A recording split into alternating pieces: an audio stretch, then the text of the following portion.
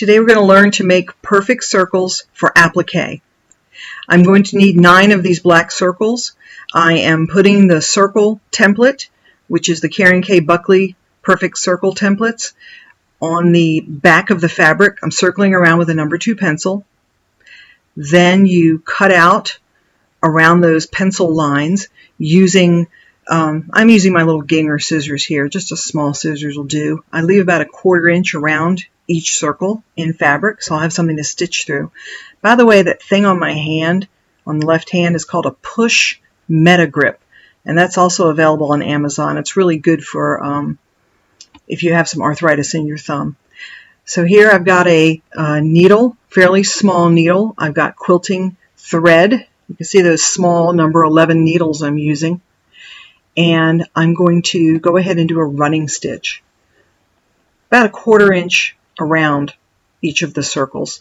And you can see I'm centering the flowers in this particular piece of applique. I thought it would look nice in the circles.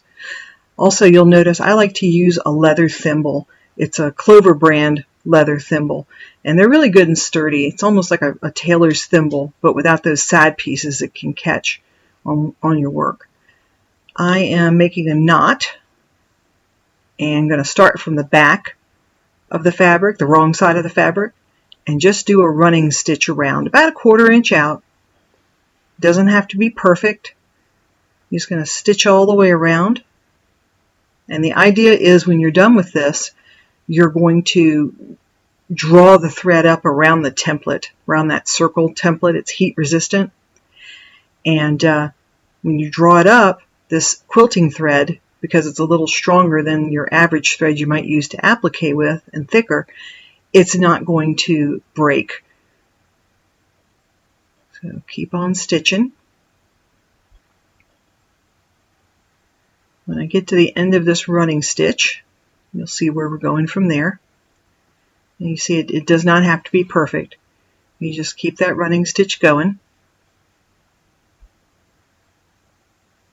And I'm going to end with the needle coming out the front of the circle. And I'm going to clip that little tail off of that knot that I put in to begin with. I'm going to pull the needle through to the right side of the fabric. You can see my flower is pretty much centered in there. Looks pretty good. So I'm going to take my template, it's heat resistant, Perfect Circles by Karen K. Buckley, and I'm going to hold it down with my flower in the center there, and then I'm just going to pull on that thread and draw it up. You see that works real well. Get it all even the way you want it to be. Looks pretty good from the front. I'll just move it around a little bit, get it centered the way I want it.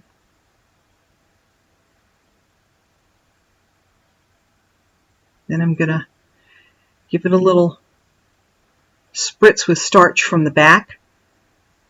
I'm going to iron it.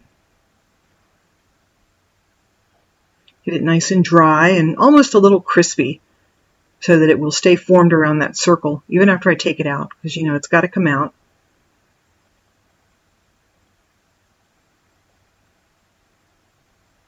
You can see I have a little ridgy place along there, and to get that out, one thing you can do is run the edge of that circle along your iron. Do not burn yourself, of course, but it's just a good way to smooth that out.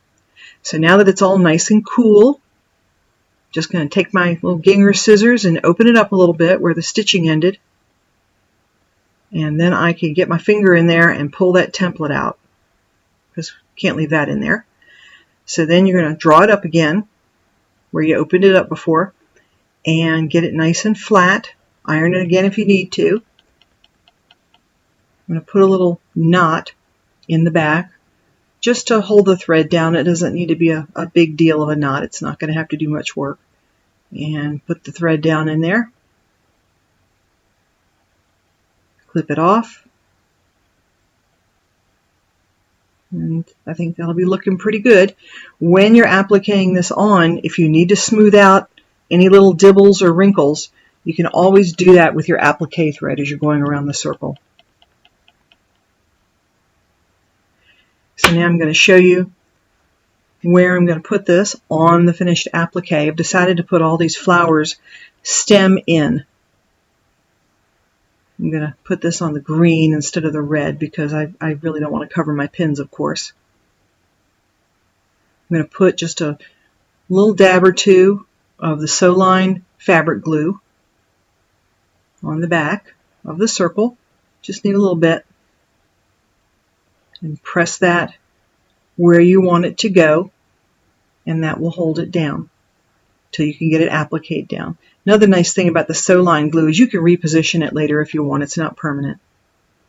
So that's the start of our first applique block.